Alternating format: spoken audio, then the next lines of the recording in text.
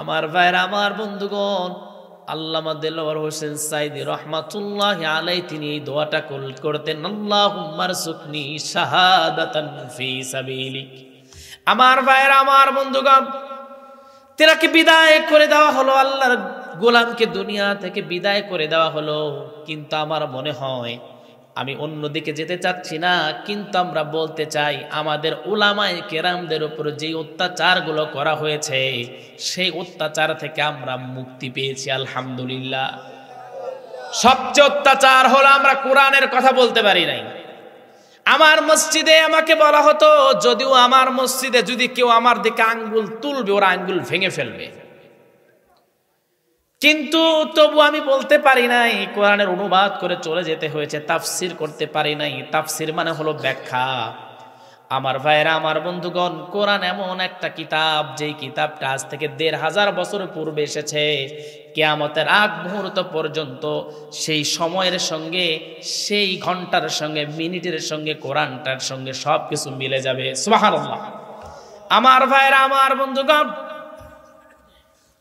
আমরা যখন সেই কথাগুলো বলতে যেতাম আমাদের ওপর নিষেধাজ্ঞা দেওয়া হতো, কথা বলা যাবে না, হুজুর বাদ দেন, এটা রাখেন, ওইটা রাখেন, অতঃপর মাহফিল ভেঙে দিত।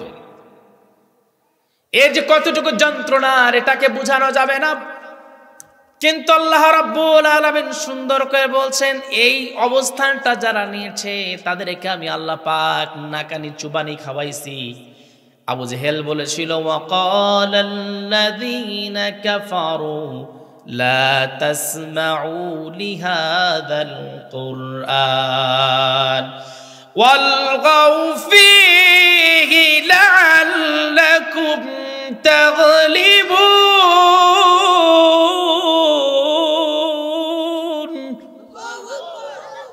কাফেররা বলেছিল, ওয়াকালাল্লাযীনা কাফারু লা তাসমাউ লিহাযাল কুরআন,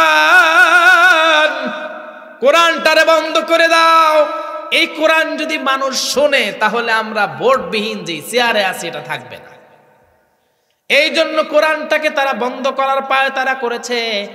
কিন্তু আল্লাহ পাক বলেন ভিন্ন কথা, ইউরিদুনা লিইউতফিউ নূরাল্লাহি বিআফওয়াহিহিম ওয়াল্লাহু মুতিম্মু নূরিহি ওয়ালাউ কারিহাল কাফিরুন। সবাই বলে আল্লাহু আকবার।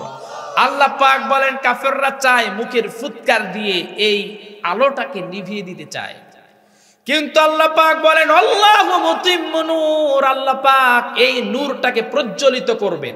আর আল্লাহ যদি কোনো নূরকে, কোনো আলোকে যদি প্রজ্বলিত করতে চান, কাউকে যদি আল্লাহ মাথার চুল ধরে উপরে তুলতে চান, পা ধরে কেউ কখনো নামাতে পারে?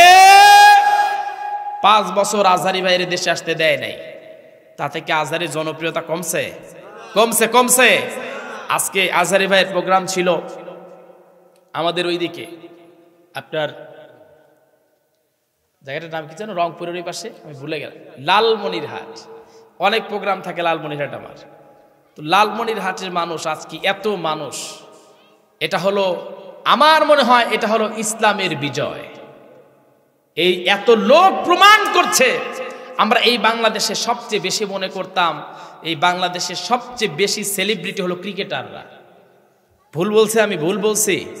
এই বাংলাদেশে সবচেয়ে বেশি সেলিব্রিটি হলো ক্রিকেটাররা। এখন ক্রিকেটারদের রোল মডেল মিজানুর রহমান আজহারী, ঠিক কি না? এই যে আপনার সিলেটে আমার প্রোগ্রাম ছিল, সিলেটে প্রোগ্রামে যাওয়ার পর আমার তো প্রোগ্রাম ছিল ওইটা 4 তারিখে, জানুয়ারির 4 তারিখে। আমি মাঠটা লাইভ করলাম, এত বড় মাঠ, তারপরও আমার মনে হচ্ছিল মাঠটা ছোট। এত বড় মাঠ, এই সাইড থেকে ওই সাইড দেখা যাচ্ছে না। আর ওই যে একটা রাস্তা, আমি একটা লাইভের মধ্যে বলেছি যে এই রাস্তাটা ব্লক হয়ে যাবে, হয়েছেও তাই, লোক জায়গা হয় নাই। আমার ভাইয়েরা মনে রাখবেন, যারা কোরআনের কথা বলে, ইসলামের কথা বলে, তাদেরকে কখনো দমায়ে রাখা যায় না। তো সিলেটের প্রোগ্রামে এত মানুষ, আলহামদুলিল্লাহ আমার হৃদয়টা ভরে গেছে এটা দেখে। এটাই আমার মনে হচ্ছিল যে আমাদের ওইখানে কবে আসবে। অবশ্যই আসবে ইনশাআল্লাহ। তবে এই আপনার সিলেটের এই প্রোগ্রামে আপনার ক্রিকেটাররা আপনার আজহারি ভাইয়ের সাথে দেখা করেছে। সেখানে তারা দেখা করে তারা সেলফি নিয়েছে এবং আপনার যে ক্রিকেটার সাইফুদ্দিন আছে না, অলরাউন্ডার, সে পোস্ট করেছে আমার ভালোবাসার মানুষের মধ্যে একজন। তার মানে ক্রিকেটারদের রোল মডেল এখন আজহারি। তার মানে আল্লাহ যদি কারো উপরে তুলতে চান, তুমি বিষ প্রয়োগ করে হত্যা করেও তার জনপ্রিয়তাকে নষ্ট করতে পারবা না। সবাই বলেন ঠিক কি না? আমার ভাইয়েরা, আমার বন্ধুগণ, আমার একটা ভিডিও আজহারি ভাইকে বলা নিয়ে ভাইরাল হয়েছিল একটা সময়। তো তখন আজহারি ভাইয়ের একটা নাম্বার আমাকে দেওয়া হয়েছিল, উনি আমার সাথে কথা বলতে চেয়েছিলেন, বলছিলেন ওই ছেলেটার সাথে আমি কথা বলবো, কিন্তু আমি ওই নাম্বারটা কখনো ফোনে ট্রাই করি নাই। আমার নিয়াত ওনার সাথে আমি সামনাসামনি কথা বলবো ইনশাআল্লাহ। আমি ওনাকে আল্লাহর জন্য ভালোবাসি, এখানে ব্যতিক্রম বাইরের কোনো কিছু না। ওনার সাথে আমার অন্যরকম কোনো চাওয়া কোনো কিছু নাই, শুধু এতটুকুই যে তাকে আমি আল্লাহর জন্য ভালোবাসি। আমিও কোরআনের কথা বলি, সেও কোরআনের কথা বলে। সে আমার চেয়ে সিনিয়র, আমার বয়স তো খুবই কম। একদিন হতে পারে এমন যে আজহারির ওই জায়গাটাতে আল্লাহ আমারও দিতে পারে। পারে কি পারে না? পারে কি পারে না? আপনারা তো এগুলো জানেন না, তারপর আমি এগুলো বলতেও যাচ্ছিলাম না, তারপরেও বলি আজহারি ভাই একটা সময় কোরআনের কথা সারা বাংলাদেশে বাহিরে প্রচার করবে, এই টার্গেটে উনি অনেক টাকা ফুরাইছেন। মিডিয়ার পিছনে অনেক টাকা তিনি ইনভেস্ট করেছেন, কিন্তু আল্লাহ রাব্বুল আলামিন সেই সময়টাতে যখন তিনি চেষ্টা করতেন, টাকা খরচ করতেন, তখন হয়নি। পরবর্তী সময় আল্লাহ পাক ওনারা কবুল করে নিচ্ছে। তো হতে তো পারে যে আমারও আল্লাহ পাক সেই জায়গায় নিতে পারে। পারে কি পারে না? পারে, হতে পারে। আমার ভাইরা, আমার বন্ধুগণ, এই জন্য যারা যুবক ভাইরা আছেন, আপনারা দোয়া করবেন আল্লাহর কাছে। বিশেষ করে যারা যুবক আছেন, আজকের প্রোগ্রামে যুবক ভাইরা বা ইয়াং ভাইরা বেশি শোনেন। জীবনে যদি সফলতার মুখ যদি দেখতে চান, তাহলে আমি ব্যক্তিগতভাবে বলবো, মা আর বাবার দোয়া ছাড়া কখনো বড় হওয়া যায় না। মায়ের দোয়া ছাড়া কখনো বড় হওয়া যায় না, বাবার দোয়া ছাড়া কখনো বড় হওয়া যায় না। আর বিশেষ করে যারা চাকরি পান না, তাদেরকে বলবো বেশি বেশি দরুদ শরীফের আমল করবেন। যারা দরুদ শরীফের আমলকে যারা বেশি বেশি করে, নবীজি সাল্লাল্লাহু আলাইহি ওয়াসাল্লাম তাদের উপরে সন্তুষ্ট হয়ে যান। আর অবশ্যই আল্লাহ রাব্বুল আলামিন তাদের সব জায়গায় বিজয় দান করেন। জোরে কোন সুবহানাল্লাহ। ভালো আছে? কিছু বলবেন? আচ্ছা আচ্ছা, এটা জিকির করি সুবহানাল্লাহ, লা ইলাহা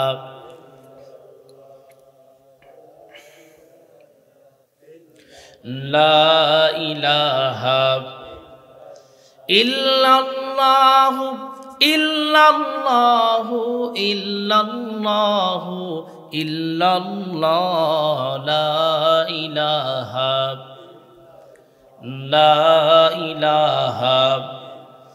লা ইলাহা ইল্লাল্লাহু মুহাম্মাদুর রাসূলুল্লাহ। সবাই বলি সাল্লাল্লাহু আলাইহি ওয়াসাল্লাম। আমার ভাইয়ের, আমার বন্ধুগণ, 2 নাম্বার যে পয়েন্ট, আমি 4টা পয়েন্ট নিয়ে কথা বলতেছিলাম। 4টা পয়েন্ট শেষ করব তো নাকি? শেষ করব। এই ক্ষতি থেকে বাঁচতে আমাদের 4টা পয়েন্ট জানার দরকার আছে না নাই? আছে। 1 নাম্বার শুনলাম, প্রথমে আমরা ইমানদার যারা, তারা আমরা এই ক্ষতির ভিতরে নাই। এরপরে হলো 2 নাম্বার নেক আমল করা। নেক আমল বলতে আপনি কি বুঝেন? নেক আমল মানে ইমানের প্রথম থেকে শাখা হলো, রাস্তায় আপনি একটা কাটা আছে সেটা সরাইয়া দিবেন, এটা হলো নেক আমল। এই আমলটা নবীজির মধ্যে ছিল কি ছিল না? ছোট্ট আমল থেকে শুরু করে বড় আমল পর্যন্ত যত আমল আছে, সব ধরনের আমল নবীজি সাল্লাল্লাহু আলাইহি ওয়াসাল্লাম করতেন। আমার ভাইয়ের, আমার বন্ধুগণ, প্রশ্ন যদি করা হয়, নবীজির জীবনে তো গুনাহ নাই, কিন্তু নবীজি কেন আমল করতেন? তার মানে নবীজির এই আমলের মধ্য দিয়ে আল্লাহ পাক বুঝিয়ে দিয়েছেন, ও দুনিয়ার মানুষেরা শোনো, আমার নবীকে আমি আল্লাহ পাক যে ট্রেনিংগুলো দিচ্ছি, সেই নামাজের ট্রেনিংগুলো তোমরাও নাও, তোমরা তেমন করে নামাজ পড়বা। এটা হলো নেক আমল। নবীজি বলেন সাল্লাল্লাহু আলাইহি ওয়াসাল্লাম বলেন, সল্লু কামা রাআইতুমুনি উসাল্লি, যেমন করে আমি নামাজ পড়ি তেমন করে নামাজ পড়বা। নবীজি সাল্লাল্লাহু আলাইহি ওয়াসাল্লাম রাস্তার একটা কাঁটা থাকলে তিনি সরাইয়া দিতেন। আমার ভাইয়েরা, আমরা তো ঈমান আনলাম, কিন্তু নবীজি এবং সাহাবায়ে কেরামের মতো তেমন কি আমরা অনুকরণ কি করতে পেরেছি নাকি? একজন বৃদ্ধা মহিলা নবীজির রাস্তায় কাটা পুঁতে রাখতেন, কিন্তু নবীজি মসজিদে যেতেন, কাটাগুলোকে সরাইয়া সরাইয়া রাসূল মসজিদে দিতে যেতেন। একদিন নবীজি সাল্লাল্লাহু আলাইহি ওয়াসাল্লাম তিনি রওনা দিলেন, কিন্তু দেখতে পেলেন রাস্তায় কোনো কাটা নাই। নবীজি চিন্তা করলেন কারণ কি রে, কাটা নাই কেন? বৃদ্ধার খোঁজ নিলেন, খোঁজ নিয়ে তিনি দেখতে পারলেন বৃদ্ধা তিনি ঘরে অসুস্থ হয়ে পড়ে আছেন, শেফা চিকিৎসা করবেন লোক নাই, তার খেদমত করবেন কোনো লোক নাই। নবীজি সাল্লাল্লাহু আলাইহি ওয়াসাল্লাম তার খেদমত করলেন, বৃদ্ধা ভালো হয়ে গেল, সুস্থ হয়ে গেল। বৃদ্ধা প্রশ্ন করে বলছে, মুহাম্মদ শোনো, তুমি যে আমার খেদমত করলা, কয়দিন পূর্বে যেন তুমি কাটা ফুটে তুমি ব্যথা পাও, সেই জন্য কাটা আমি রাস্তায় দিয়ে রেখেছি। নবীজি বললেন, বৃদ্ধা মা, আপনার যতটুকু কর্ম ততটুকু করেছেন, আর আল্লাহর আদেশ আমার উপরে যতটুকু এসেছে ততটুকুই আমি করেছি, আমি আপনার খেদমত করেছি, এটা আমার ইসলাম আমাকে শিক্ষা দিয়েছেন, আল্লাহ আমারে শিক্ষা দিয়েছেন। বৃদ্ধা বললেন, এইটা যদি সুশিক্ষা হয়, এইটা যদি ইসলামের চরিত্র হয়, পড়ায়া দাও, আশহাদু আল্লাহ ইলাহা ইল্লাল্লাহু ওয়া আশহাদু আন্না মুহাম্মাদান আবদুহু ওয়া রাসূলুহু।